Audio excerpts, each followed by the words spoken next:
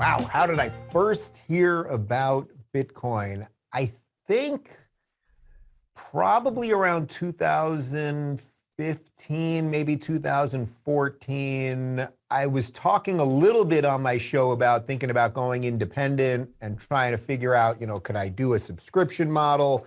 This was a little bit before Patreon kind of blew up. And, I had put a PayPal button on my very rudimentary website, and people were throwing some money here and there. And maybe there might have even been one or two other little payment processors. I think that was before Stripe even. But, I was trying to sort of crowdfund a little bit about how I was going about, funding my show. And then people started saying, hey, are you doing anything with Bitcoin? Or have you done any talks on cryptocurrency? They would also, mention that I should talk to this person or that person or the other thing. And basically, I, at some point, put up a Bitcoin wallet, just probably up on Twitter at first. And I don't want to tell you exactly how much Bitcoin I have, but I'm doing okay. And I've spent zero. That's not the white power sign. That's the zero on Bitcoin. And I have a pretty decent amount of Bitcoin, I'm very happy to say. So that was probably it. It was just that people that were, sort of more libertarian minded, because I was sort of waking up from kind of leftism and progressivism. I was talking about a lot of libertarian ideas. Obviously, Bitcoin is sort of the ultimate in libertarian philosophy, at least monetarily, and actually in probably every single way in terms of decentralization and everything else. So that was it. I started seeing, hey, there's little bits of this thing coming in, and then now it's getting, it's worth a little bit more. Sometimes it's worth a little bit less. Now it's doing pretty well. And the fact that my audience, I was talking about a lot of this stuff from an idea level about decentralization when it came to government, and small is better than big, and how to give the power back to the people. And that my audience was kind of interested in it from a tech side was very cool. So that's really sort of how my path began. That's fascinating. That's not at all like most people's experience. Most people get caught up in the price exuberance in their first cycle, and if you've been in for a couple of years and managed not to sell, that's very impressive. I have never sold a Bitcoin, and I have never bought a Bitcoin, but as I say, I have a decent amount of Bitcoin. Oh, interesting. So all of the Bitcoin you have is from donations or being paid for services? Yeah. Oh, yes. So all of it's from donations except for one thing. I did do one promotion on the show, I believe, for one Bitcoin, which maybe at the time was around 18 grand or so. Interesting. Okay. Yeah. Yeah. So what has changed for you since you first learned about it? How do you think about it now as opposed to then? Well, now I think, like most people, I can really, really see the value. At the beginning, it was just like, there's this cool thing, and it makes you think about the coins that, Mario was collecting in Super Mario Brothers, and maybe you can buy things online or subscribe to things. Like, it was just sort of this like weird, it was like we were all learning about the internet at once. It's hard to imagine the world without the internet, but the internet in a social media sense, we've only had it for barely 20 years. I mean, 20 years ago, 2001, I had just got a cell phone.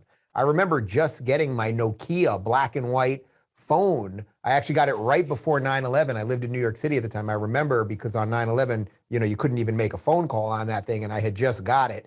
But, the only thing you could do basically besides call, I don't even know that you could text even at the time. You could play Snake. Remember Snake on there? But then, all of this stuff, we learn about it for a while. We have it for a while. It morphs into kind of different things. And I'm talking about crypto, but also just the way we behave with social media and video, and now the metaverse that Zuckerberg's trying to suck us all into as if life isn't dystopian enough. And it all starts becoming something else. So now I see Bitcoin as completely integral to building a new parallel economy. I mean, the dollar, what the government is doing at this point related to endless printing of money and telling us that $3.5 trillion is actually zero or doesn't add to the debt. These are lies, and they know they're destroying the monetary value of the dollar. And by the way, this is happening across the West in so many ways. So it's like, we have incredible opportunity, like how cool this situation is. I'm not going to sit here and pretend that I'm a Bitcoin expert, but I've been on Anthony Pompliano's podcast talking about Bitcoin. I'm pretty well versed in most of the libertarian ideas and the general idea of decentralization, just that the big monster, the big machine can't come in and just knock you out, just take all your money, empty your wallet or your bank account, or close your business, all of those things that we're really figuring out. We, the people, are figuring out ways to be more nimble and I would say quicker and more effective than the big machinery. That's so cool. And it's so in line with all the things that I talk about on my show. Yeah, yeah, and we'll get into some of those libertarian ideas in a sec. I wanted to kind of restate something you said. So, what Bitcoin offers is unforgeable final settlement of funds about every 10 minutes. There's no censorship of transactions. I can transact to anyone in the world, and it's the only terminally scarce asset. So my question to you is then, what does the US dollar offer?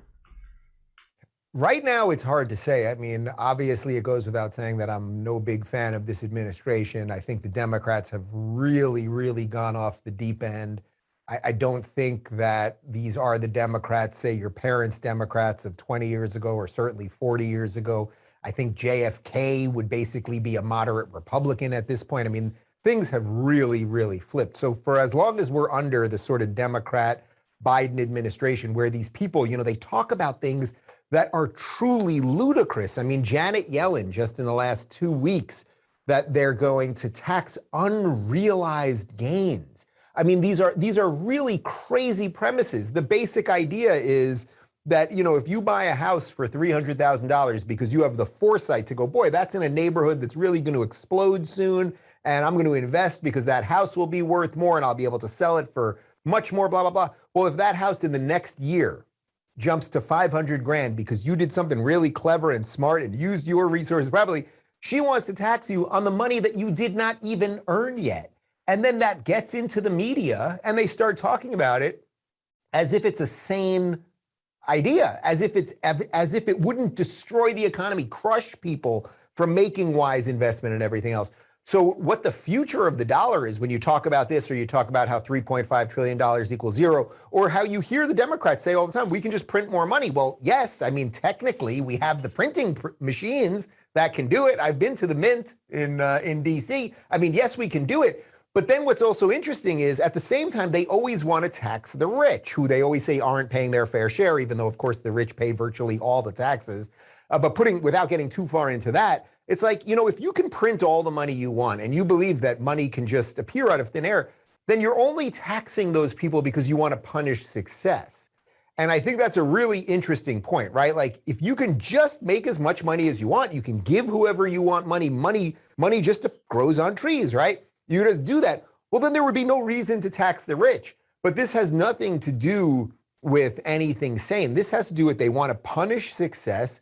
They want us all to be equal, except it's just not a human notion. The idea, I want equal laws for everybody, but the idea of equal outcomes and that the work you put in or the ingenuity that you have or your God-given talents or a little bit of your luck, the idea that the government could come in and just equalize that so we're all the same, man, that's the worst sort of dystopian future that anyone could imagine. Yeah, I mean that's like a communist dream, and the fundamental issue with it that I have is it doesn't incentivize cooperation and it doesn't incentivize progress. If me and my neighbor have all exactly the same skill sets and assets and abilities, there's no reason for us to cooperate about anything. Well, that's why I always call it anti-human. The ideas of collectivism, the ideas of redistributing all of the wealth and power and all of those things. It's not that there aren't inequities in society. Of course there are. Humans are different. Cultures are different. People's behaviors are different. Some people are born with a lot and lose it all. Some people are born with nothing and gain a tremendous amount. Some people don't have the passion to necessarily create businesses that are going to scale and explode because they really want to focus on their family. Like, these are all of the pieces that are the gestalt, there's my word of the day, of humanity, of the tapestry that makes us all different. So when they tell you that they want equality of outcome, that they want, us all to be the same, it's like, who would want to be the same as someone else? Like, I can tell you this, having created and now sold Locals, the last 3 years of building this company and finding the right people to work for us, the right ideology to build a company with, to put my ideas to the test. I think that's the key part. All of the ideas that we're talking about here, I put them to the test by building this company, and it worked. And to, in effect, merge with a company, Rumble, that I feel like is so ideologically aligned, and maybe we can take a hatchet to the big tree trunk that is big tech. Like, that's freaking awesome. But the alternative to that would be I would just sit back and not do anything much, because nobody else would be doing anything much. But we'd all be in Mark Zuckerberg's metaverse, and we'd be eating bugs, and we'd be happy. Would you agree that it's a good thing that that company that you started, it's good that it could be free to fail as well? Of course. Of Right? course. Like, that's life, man. You know, like, Yeah. not everybody can be an NBA player. I really wanted to be one. I'm 5'10, I'm 45, I got a torn ACL in my left knee. Failure is a key piece of this thing. You are going to fail at things. And by the way, you could be really good at something and still fail. You know, I did stand-up in New York for 12 years. The best comics I knew all disappeared. The guys, in many cases, that were average but worked really hard succeeded. But there's every version of that. There were great guys that worked hard that still failed. There were guys that had no talent that worked hard that succeeded. There were, like, whatever version of all of that you could piece together. That's what life is all about. I mean, I think these people, as I said before, it's anti-human, because of course you're going to build something, and then you got to work hard and keep your head on straight, and you got to network, and you got to take a lot of phone calls, and you got to fundraise, all of these things. You don't know it's going to work. Like, when I started Locals 3 years ago, I had no idea. I had the idea of, okay, we could maybe do something to help creators become more independent. Let's solve my problem, and maybe that would have value for other people. But I had no idea whether it was going to work. And when the offers started coming in, and we had cash offers, we had stock offers and all that, I thought, wow, I guess I did do something here. I didn't even, you know, when you're doing something good and you're doing something valuable, you kind of don't even know you're doing it, because you just wake up and you're like ready to go and you do it. And then if the reward comes in on the other side, that's pretty spectacular. But I can truly tell you that if Locals had just failed, if we had given it everything we got, and you know what, there were better mousetraps being built, or, you know, companies were bought that just completely crushed us, or whatever it might be, I honestly don't think that I would regret doing it. I learned a lot in this process. It happened to have a nice outcome, which I think could become a much better outcome. But that's what it's all about, doing something and seeing what happens. So you create Locals and you find success at first. Can you speak to how that it's not game, set, and match at that point, right? Like, reallocating capital is a job in and of itself, despite what some people would want you to think. It's not like a privileged class. Like, that's a job. Oh, it's a job. Yeah, well, first off, I would say that, you know, it's not game, set, and match, because as I tell my business partner, Asaf, who really was the architect behind the whole thing, as I would say to him almost every day, every time we would have a success, I'd be, well, we're back at the beginning again. Because you have a success, okay, so now you grew a little bit, or you look at the revenue this month, and wow, the revenue really jumped. The burn rate got smaller. You start looking at all this stuff and you go, okay, well, you can't just sit back and be like, that was nice, now we're good. It's like, you got to keep going and going and going. And I can tell you from going into, you know, all sorts of meetings with investors, with, you know, big timers. And by the way, we had an amazing crop of investors that are, many of them huge in the crypto space, from Naval and David Sachs and Joe Lonsdale, and the list goes on and on. I mean, some really, really all-star people, Pompliano, who I mentioned before. It was not easy. I had to keep going and going and going. It took, some of those guys I had to work on for 2 years before it happened. But I will tell you this, the guys who eventually came through, they get it. They get it right from the beginning. So I went to a lot of big VC funds, you know, up in Silicon Valley a couple of years ago, trying to raise funds. And basically everybody, I mean, I went to every single one you can think of, and pretty much everybody would say the same thing. We'd give a good pitch. We had great docs. You know, our product was good and sleek and all that. Nobody had a problem with the product. Nobody had a problem with why we were doing it or the potential value. Everybody would be like, it's kind of political. It seems like it maybe is conservative or libertarian. It seems sort of scary. But then when it started to really break through, when the numbers became sort of too good to ignore, when I got on the phone or Zoom call with Sachs and Naval and Pomp and some of these guys, everybody within, I kid you not, 2 minutes, yeah, here's how much I want to throw in. Because they get it and they're not messing around. I found that the big companies, the big VCs, were much more difficult to work with. Interesting. Speaking of this kind of free market competition, have you considered differences between Bitcoin and this kind of like competing asset class of cryptos, or do you use the two interchangeably? Where do you stand on that? So we're going to roll out some answers to that question, hopefully in the next couple of months. Right now, So Locals is a subscription model for creators. I think the next thing on the horizon, and there's a couple companies doing it right now that we're talking to, is could you start doing subscription via crypto? So of course, that would not just be Bitcoin. Bitcoin's not necessarily the easiest to do on that front. I'm sure your whole audience is well aware of that. So there's a whole bunch of other cryptos that might be more easy. We thought about, we did, and we still have it for now, and we're trying to figure out where we want to go with it, have our own token within the local system. So it's not crypto purely, meaning it's not decentralized. It's our token that we use for in-app purchases. But we're trying to figure out all of this stuff. Like that's the cool part of now working with the Rumble guys. It's like they've got awesome infrastructure. They've got, great scale on the video side. We have such a cool product, and we've figured out the subscription thing. Now we've got to piece all these things together and then get that other element, get the decentralized content element, get the decentralized payment element. And these things are all in the works. And one of the things that I try to say all the time when I'm talking about this is, if someone tells you they've solved all of these issues, like they're just lying. They're just lying. It's so complex if you're going to build, a holistic ecosystem. But I think we have the right players right now to figure that out. I have to push back a little bit. I Yeah, think in terms of the problems of the world and the government financially, what we've been talking about, I think Bitcoin is the only one of these assets that offers a fundamental guaranteed right to property. Whereas, as you mentioned, all these other cryptos that often get used interchangeably by mistake with Bitcoin, they can all be seized, or their protocols can all be changed by the will of a few or the will of many. So it doesn't really matter. The point is that governance takes precedent over your right to property in those protocols. So that's just a distinction I thought would be important to make. Yeah.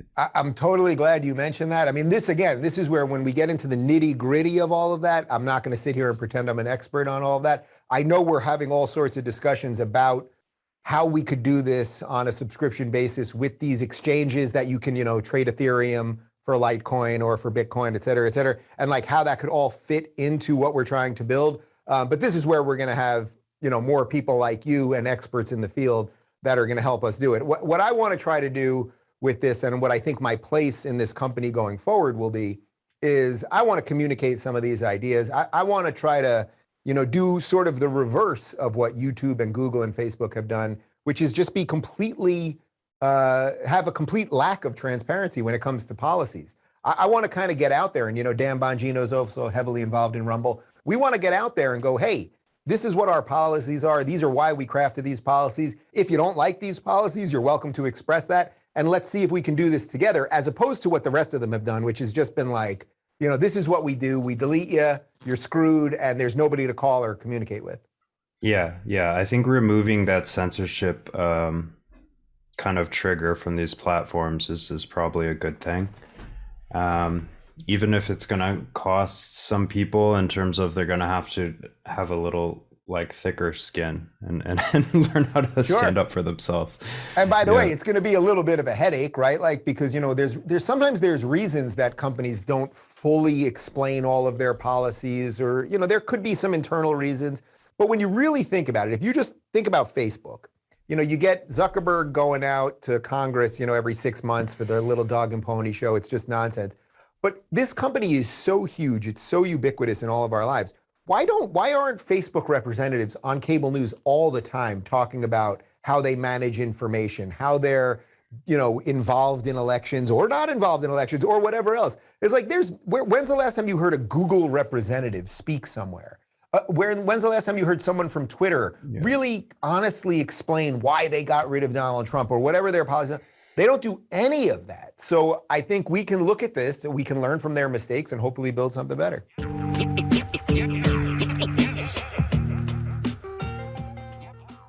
Yo, what is going on, plebs? We're going to take a break from our programming to tell you about the resurrection of our print magazine, starting with the El Salvador issue.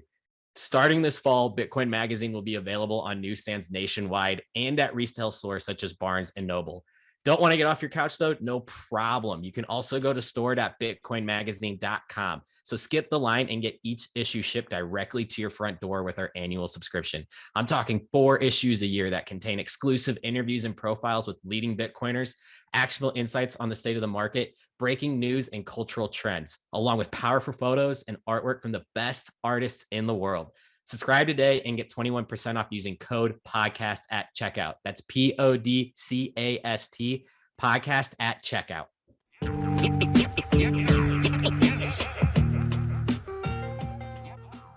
Yeah. I think the transparency, the open source, and Bitcoin are like your magical 3 ingredients there.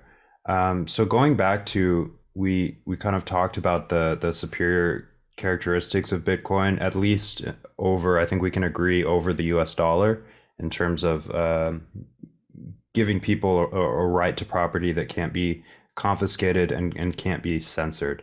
Why would you ever trade your superior asset Bitcoin back for these endlessly inflating US dollars? Why would you? Well, I suppose there could be some, as we're in this sort of in-between time when people are trying to still learn and figure out what Bitcoin is and how it's involved in actual day-to-day purchases. And it's more a storage of wealth right now than necessarily just going out and shopping and all that. I guess if you were like, if you suddenly had no money, but you were like, oh, I have a Bitcoin, it's worth $61,000 today.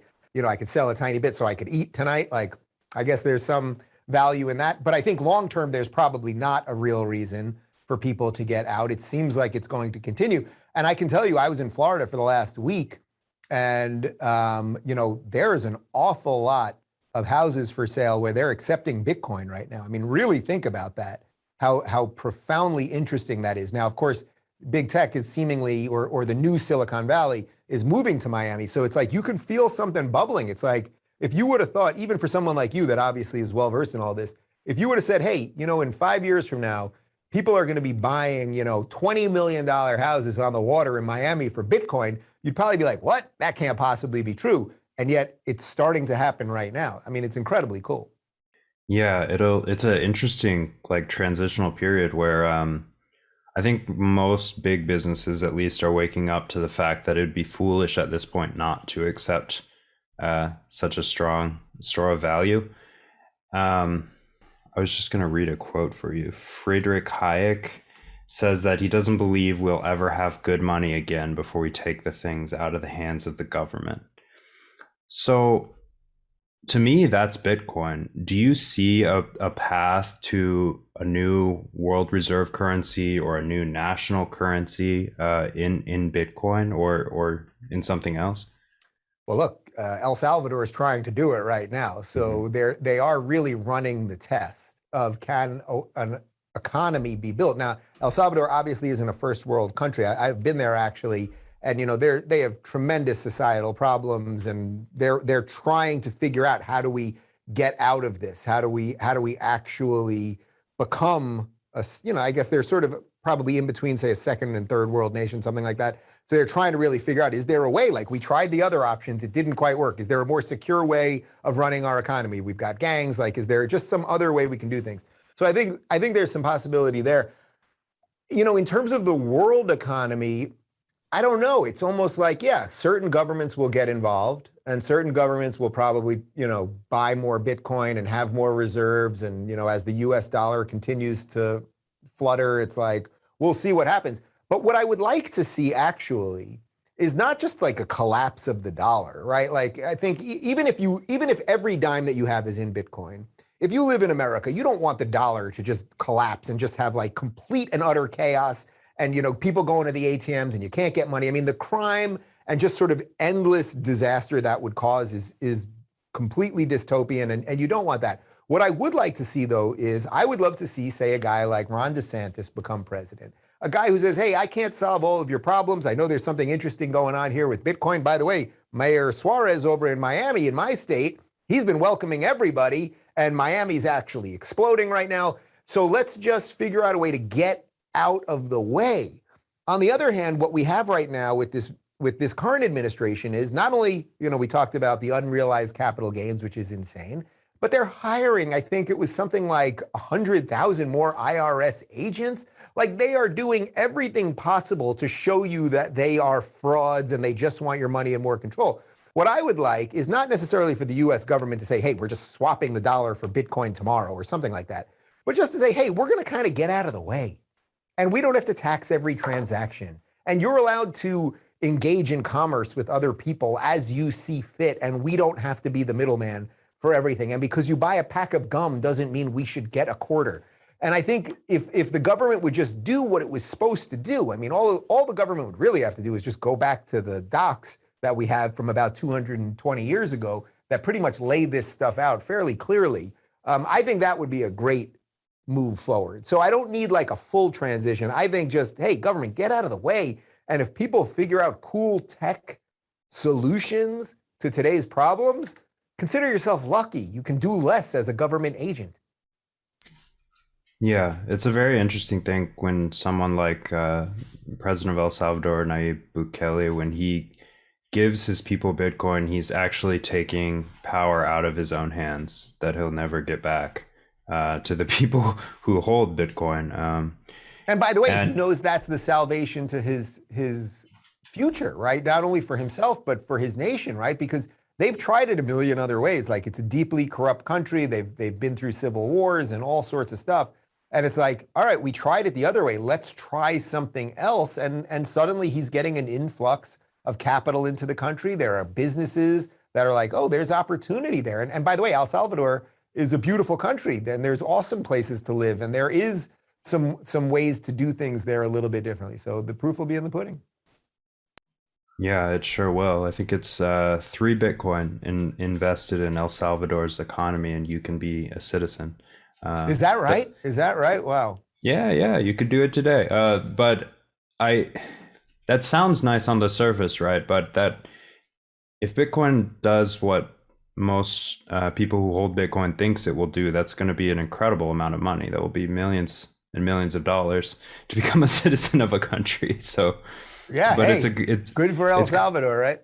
Yeah, it's smart of them to accept it. I was wondering, in terms of like the government just getting out of the way, do you have any comment about like this Robinhood and kind of GME trade stopping nonsense, how they've kind of like gamified their platforms to the point where, I mean, they're basically making teenagers like closet gambling addicts, but I think they learn some important lessons also that they otherwise never would learn about money. So well, yes, they learned some important lessons, but I'm not sure how those lessons will translate into trading being more free or fair or anything else. I used to work at Electronics Boutique, which eventually folded and became GameStop. So I am an expert in all things video games and GameStop, I suppose.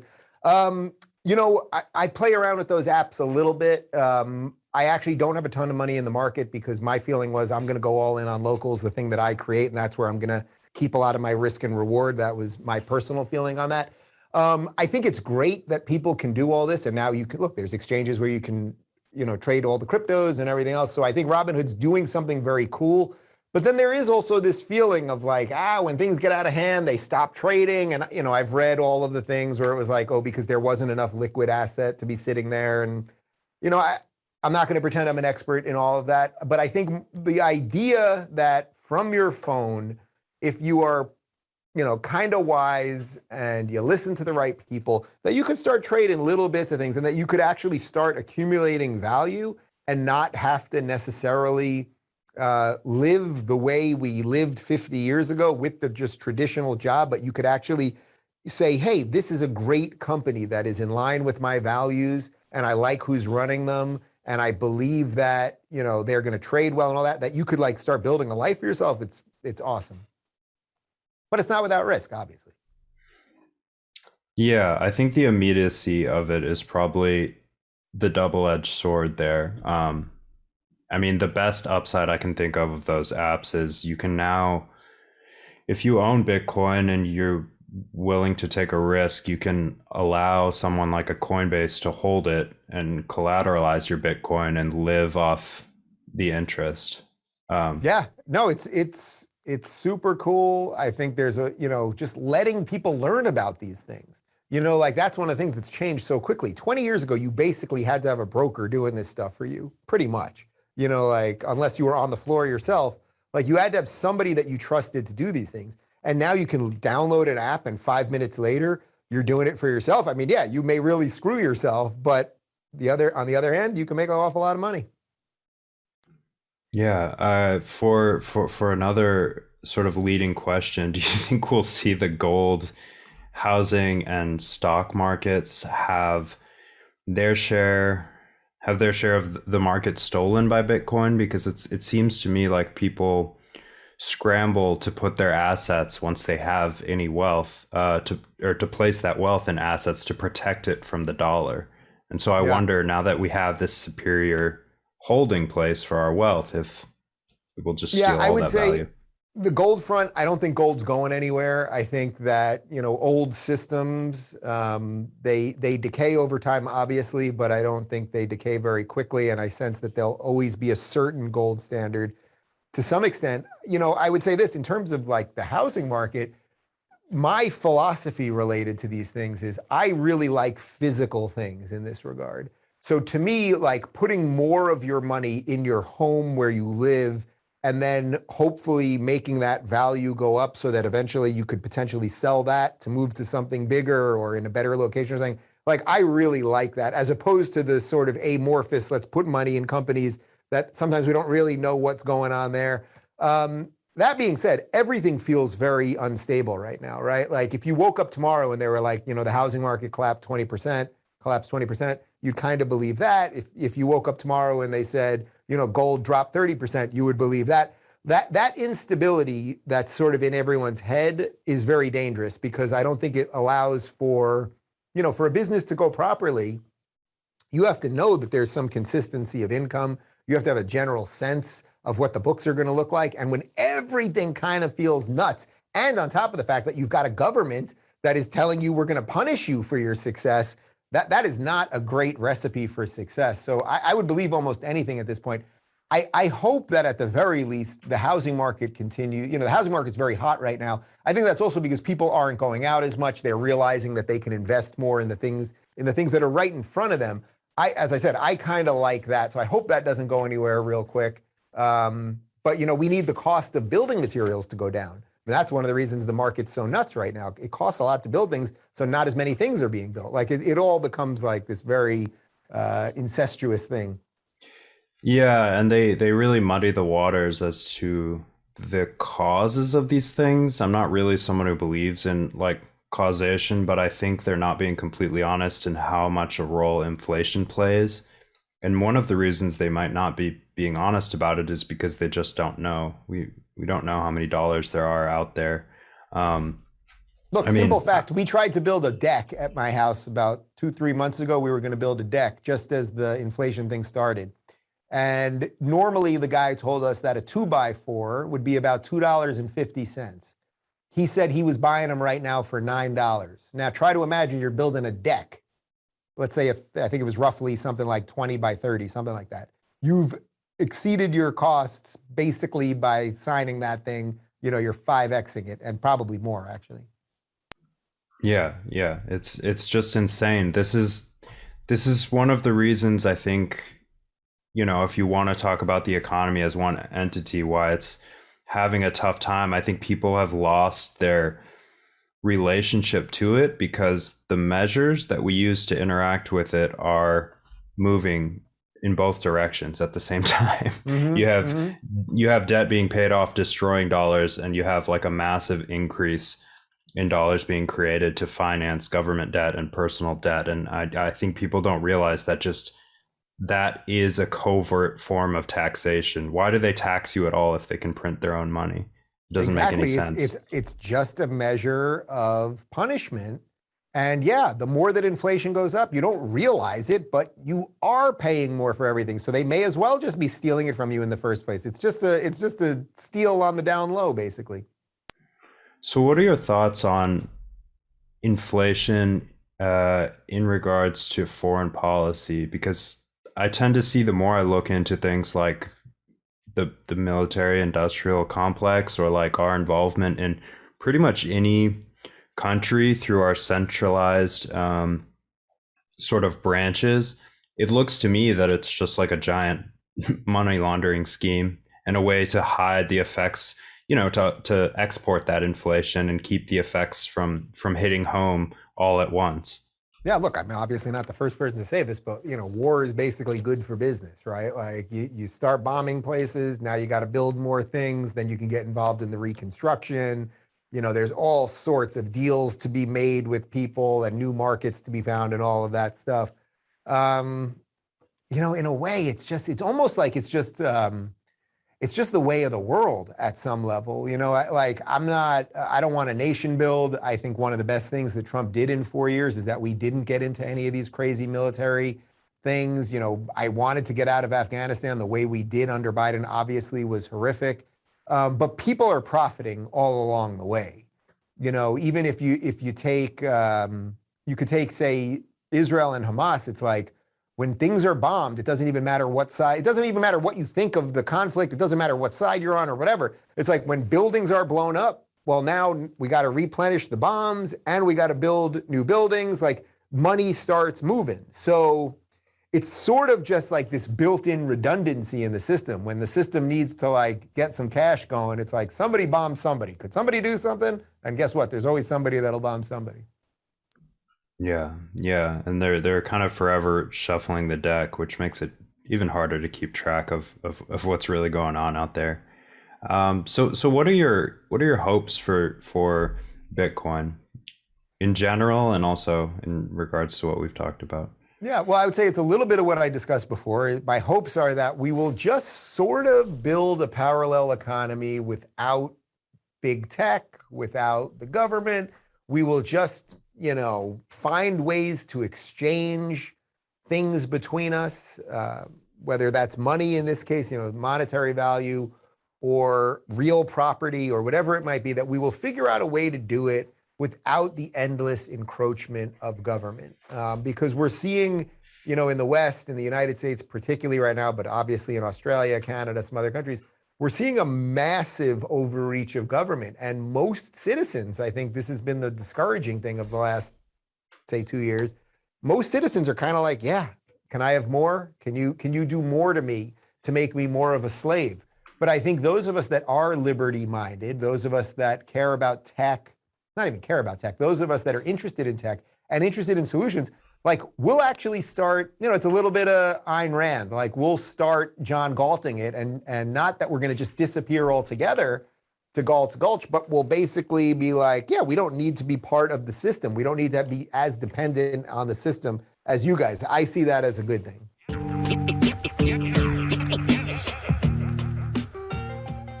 Yo, my fellow Bitcoin lovers, have I got something specifically curated for you. The Deep Dive is Bitcoin Magazine's premium markets intelligence newsletter.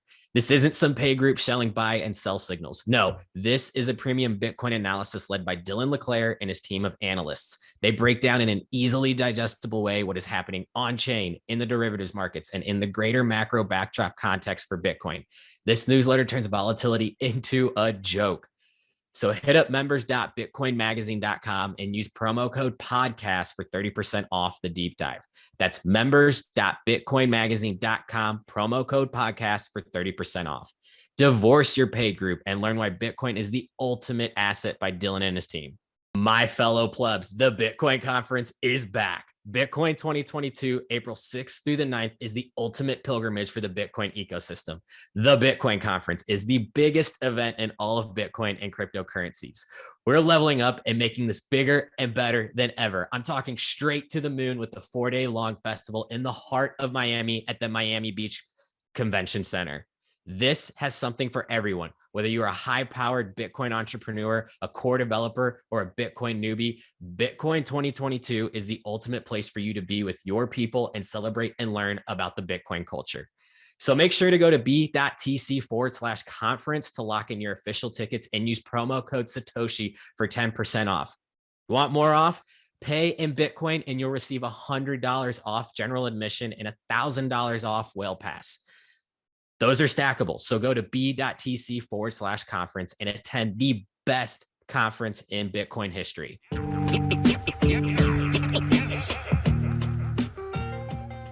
So I have two more questions for you. The first one, this is an important one. What is your end of year price prediction for Bitcoin? Well, if I'm correct, this morning as we're taping this, I think it's around 61,000, if I'm not mistaken. I would guess, especially as people see Thanksgiving prices rise, and they're already warning us that you're not going to be able to get as many, gifts this Christmas. I mean, it's all so depressing from these people. My guess is I think we could get to like the 80 range. Let's look back on this one. We're taping this on what's today, November 9th or so? November 8th. Yep. November Well, 8th. Okay. So November 8th, I said about 80. Yeah. I think it's got a nice couple months coming. Yeah. Okay. Let it be known. Do you have any closing remarks today or final thoughts or advice for someone who's just looking into Bitcoin for the first time? I enjoyed this conversation. I like building new things. I'm very proud of what I did by building a new company that hopefully can be a piece in the free speech puzzle and some of the technological problems that we're having. That I built something because I had an idea and some passion, and I was willing to work hard and find the right people. And I think that's really what Bitcoin and crypto is all about. It's like you whatever you want to do with your life, like within reason, as long as you're not really breaking the laws. It's like, I don't really care what you do. And I don't think the government is that entitled to all of your stuff. I think that, we this top-down thing, maybe it was necessary for a certain amount of time to organize societies, but it's gone out of control. And I think the future maybe of a free America, especially if we're going to talk about it from an American perspective, will be that the people will have the power again. We the people. That's what it says. Why does it say it? Because that thing is not supposed to rule over us. It's supposed to just get out of the way enough so that we can decide how we want to communicate with each other, so that we can exchange commerce and exchange in commerce the way we want to. If we can get back to that, we'll be in good shape. It's very obvious that Bitcoin is a piece of that.